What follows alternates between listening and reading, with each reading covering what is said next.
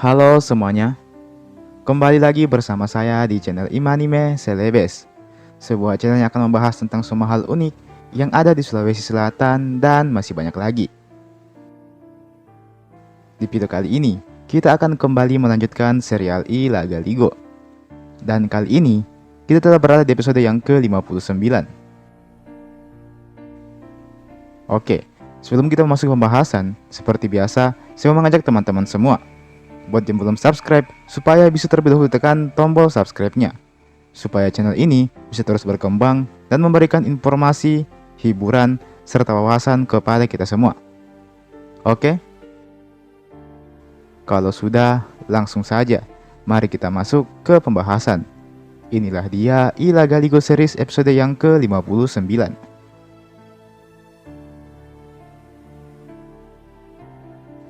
Keesokan harinya, semua persiapan telah usai. Para rombongan warga dan raja-raja lain di Alicina nampak telah berkumpul. Semuanya ingin melepas kepergian putra mahkota mereka, I Lagaligo. Bersama Lagaligo akan ikut pula La Panandrang serta anaknya La Sulolipu. Selain itu, ikut pula La Masaguni, ke-70 pengawal Lagaligo dan ribuan pasukan yang terdiri dari orang-orang Aleluwu maupun Alecina. Setelah berpamitan dan diberikan nasihat hingga pesan-pesan penting, akhirnya perahu Walendrenge pun mulai bergerak meninggalkan wilayah Alecina. Lagaligo di atas kapal memberikan lambaian tangannya, seolah ingin mengucapkan kata-kata perpisahan kepada orang tua dan para warganya. Kini, pelayaran Lagaligo pun resmi dimulai. Selama pelayaran ini, Lagaligo kerap kali mendapatkan masalah.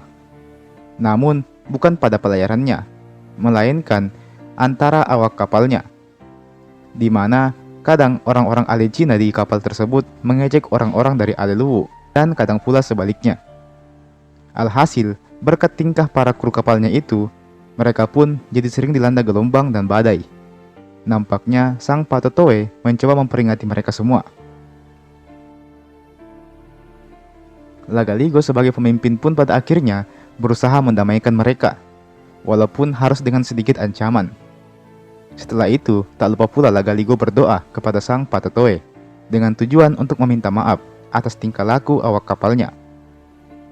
Dan seperti itulah kemudian, semenjak saat itu, pelayaran mereka nampak baik-baik saja. Mereka tidak pernah menjumpai seorang musuh yang menghadang mereka. Nampaknya, perdamaian yang terjadi di antara para awak kapal telah mengundang rahmat dari sang Patotoe. Alhasil, beberapa hari kemudian, Lagaligo beserta rombongannya telah tiba di salah satu kerajaan bawahan Aleluwu. Kerajaan tersebut bernama Siwa. Setibanya di kerajaan tersebut, baik La Panandrang maupun Lagaligo memutuskan untuk merahasiakan identitas mereka. Alhasil, kedatangan mereka hanya nampak seperti rombongan pelaut yang datang dari negeri yang jauh. Namun, Lagaligo mendapati para nelayan di negeri Siwa ini nampak mengenakan atribut yang berwarna hitam. Simbol itu dianggap sebagai simbol duka. Alhasil Lagaligo pun menanyakan kepada mereka, ada apa gerangan sehingga para nelayan ini memakai atribut serba hitam. Salah satu nelayan tersebut pun menjawab bahwa mereka sejatinya sedang berduka karena kerajaan atasan mereka, yakni Aleluwu, telah kehilangan sosok pemimpinnya yang bernama Saori Gading. Lagaligo tahu lebih banyak dari siapapun soal sosok Saori Gading yang notabene adalah ayahnya sendiri dan tentu saja masih hidup meskipun berada di negeri orang. Alhasil, setelah bercakap-cakap sebentar, La Panandrang pun memutuskan untuk kembali melanjutkan pelayaran mereka. Aleluwu sudah semakin dekat. Beberapa hari kemudian, mereka kembali tiba di kerajaan bawahan Aleluwu. Kerajaan tersebut bernama Takebiri. Kerajaan ini hampir mirip dengan kerajaan Siwa, di mana mayoritas masyarakatnya adalah nelayan. Para warga nampak kaget ketika melihat perahu Walendrenge bersandar di pelabuhan mereka. Masih jelas diingatan para nelayan itu bahwa perahu tersebut adalah milik Saori Gading. Alhasil, para nelayan pun langsung bersuka cita. Mereka mengira yang datang adalah Saori Gading. La Panandrang pun makin kebingungan. Pada akhirnya, dia mengusulkan untuk mengungkapkan saja siapa identitas mereka sebenarnya. Usulan tersebut langsung disetujui oleh Lagaligo. Keduanya pun turun dari atas kapal dan memperkenalkan dirinya. Akulah La Panandrang, sepupu dari Saori Gading. Meski begitu, Saori Gading tidak ikut berlayar kali ini. Beliau saat ini sedang berada di sebuah negeri bernama Alicina. Para nelayan tadi nampak kecewa setelah mengetahui Saori Gading belum kembali ke negerinya. Tapi tidak usah khawatir, bersama kami telah ikut anak dari Saori Gading. Beliau tidak hanya akan menjadi pewaris Aleliwu, melainkan juga pewaris di Alicina. Beliau bernama Ila Galigo. Demikian ucap Lapanandrang sambil memperkenalkan Ila Galigo. Spontan, para warga pun langsung berkerumun dan tunduk memberikan penghormatan kepada Ila Galigo. Ila Galigo pun sedikit malu, tapi merasa teramat bangga. Dalam hatinya, dia ingin sekali memimpin negeri ini.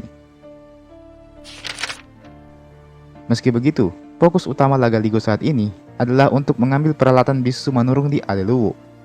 Semua itu demi kesembuhan sang adik, We Tendridio. Alhasil, setelah bercakap-cakap dengan pemimpin di Takabiri ini, serta mengikuti acara perjamuan, Ila Galigo dan para kru kapalnya pun memutuskan untuk kembali melanjutkan perjalanan mereka. Aleliwu sudah semakin dekat. Beberapa hari kemudian, akhirnya nampaklah daratan Aleliwu. Ila Galigo dan para awak kapalnya tiba di tengah malam. Maka perahu Walendrangnya pun akhirnya resmi bersandar kembali di daratan Aleliwu. Oke, mari kita beralih sejenak ke kondisi yang ada di istana Aleliwu saat ini. Malam itu, di istana Aleliwu, para bangsawan dan petinggi istana nampak sedang berkumpul untuk rapat. Dua di antara para bangsawan itu adalah sosok yang sudah sangat familiar dalam cerita ini. Mereka berdua dulunya menjadi sosok yang mengawal Batara Latu saat berlayar ke Tompotika. Tidak lain dan tidak bukan adalah La Pangoriseng, yang juga merupakan ayah dari La Panandrang, serta La Temalurang, yang juga adalah ayah dari La Masaguni. La Pangoriseng menceritakan tentang mimpi yang dialaminya. Ya, dia bermimpi melihat perahu Walendrenge telah bersandar kembali di Aleliwu. Rupanya mimpi yang sama juga dialami oleh La Temalurang. Alhasil, keduanya meyakini bahwa ini adalah pertanda kalau kabar baik akan segera menghampiri kerajaan Aleliwu. Dan benar saja, tak butuh waktu lama, kabar baik itu pun langsung segera tersampaikan. Perahu Walendrenge telah nampak terlihat bersandar di daratan Aleliwu. Maka segeralah Pangoriseng mempersiapkan segala kebutuhan untuk upacara penyambutan dadakan ini. La Temalurang sempat menanyakan perihal sumpah Saori Gading untuk tidak kembali ke Aleliwu. Namun segeralah Pangoriseng menepisnya dan berkata, bisa saja Saori Gading atau mungkin bangsawan lain yang telah tiba di Aleliwu. Apapun itu, kita harus segera menyambut mereka. Sementara itu, usai menyandarkan kapalnya, La Galigo tidak segera turun dari atas kapalnya. Dia berdiskusi sejenak dengan La Panandrang. La Galigo nampak tak ingin mengungkapkan identitasnya kepada para pembesar Aleliwu. La Galigo juga menyarankan agar La Panandrang tidak usah turun dan bersembunyi saja di atas kapal, bersama dengan La Masaguni. Biar bagaimanapun, mereka berdua sudah sangat dikenal oleh masyarakat di Aleliwu ini. Alhasil, La Panandrang pun setuju dan membolehkan La Galigo untuk menyamar. Bersama La Galigo akan ikut pula La Sudolipu dan La Pawenari yang merupakan anak dari La Masaguni. Singkat cerita, turunlah La Galigo dari atas perahu Walendrenge. Tentu, La Pangoriseng jadi terheran-heran dengan sosok La Galigo.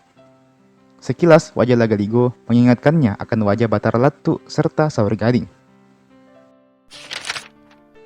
Siapa gerangan engkau, wahai anak muda? Demikian tanya La Pangoriseng. Aku adalah Ila Sinampe. Ayahku bernama La Wajolangi, dari kerajaan Marapetang. Demikian ucap La Galigo yang kini menyamar dengan identitas lain. Alhasil, La Pangoriseng dan La Temalurang pun memperkenalkan diri mereka, di mana perkenalan ini sukses membuat La Sulolipuk dan La Pawenarik jadi kaget. Ternyata mereka berdua ini adalah kakek mereka. La Galigo kembali menjelaskan bahwa tujuannya datang ke sini adalah untuk menyabung ayam, dan dia bahkan mau mempertaruhkan kerajaannya di Marapetang. Namun La Pangoriseng bukanlah orang yang mudah dibodohi. Dia pun membalas perkataan anak depannya ini. Aku yakin engkau bernama asli Ila Galigo. Kabarnya sekarang Saori Gading sudah punya anak yang gemar berjudi. Wajah Saori Gading sangat mirip denganmu. Tingkahnya juga mirip denganmu. Aku yakin kamulah Ila Galigo Topa Botoe. Demikian ujar La Pangoriseng sambil tersenyum memandang Lagaligo. Bukan, namaku adalah La Sinampe. Aku kemari ingin menyabung ayam. Lantas, apakah kamu mengenal Sauri Gading? Tanyalah Temalurang. Ya, aku mengenalnya. Dialah yang menyuruhku pergi ke Alelu ini. Dia bilang, Alelu mempunyai gelanggang sabung ayam terbesar di dunia. Pulanglah kembali ke negerimu. Sauri Gading sedang tidak ada di kerajaan ini, ucaplah Temalurang dengan ekspresi sedikit emosi. Aku tidak akan pulang sebelum menyabung di negeri ini, demikian ucap Lagaligo lantang. Kalau begitu, jelaskan dulu siapa kau sebenarnya, tanyalah Pangoriseng untuk kesekian kalinya. Sudah kubilang kalau aku adalah Ila Sinampe. Aku kemari ingin menyabung ayam. Kalau kalian mengusirku dari sini, maka akan kuperangi seluruh kerajaan Alelu ini, jawab Lagaligo. Kali ini, ucapannya nampak sudah berlebihan. Alhasil, La Pangoriseng maupun La Temalurang pun langsung merasa tertantang dengan hal itu. Mereka berdua pun menerima tantangan perang Lagaligo. La Panandrang yang mengintip dari dalam kapal akhirnya memutuskan untuk keluar dari dalam kapal. Menurutnya, ini sudah terlalu berlebihan. Kalau Lagaligo berani memerangi Alelu, maka akan hancurlah dia bersama dengan perahu Walendrenga ini. Biar bagaimanapun, Alelu sangat kuat, sekalipun tanpa sosok Sauri Gading sebagai pemimpinnya. La Panandrang pun menampakkan dirinya, yang segera dilirik oleh La Pangoriseng. La Pangoriseng hanya tersenyum, menyaksikan kepulangan anaknya ini.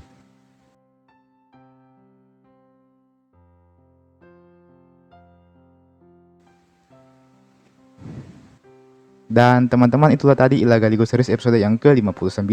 Kita masih akan lanjut beberapa hari setelah video ini saya upload. Jadi silahkan tunggu terus di channel ini. Oke? Jangan lupa untuk like ini video, jangan lupa untuk share ini video, dan jangan lupa juga untuk subscribe ke channel ini. Dan nyalakan juga loncengnya, supaya tidak ketinggalan kalau ada video baru yang diupload di channel ini. Oke? Kita akan lanjutkan setelah lebaran nanti.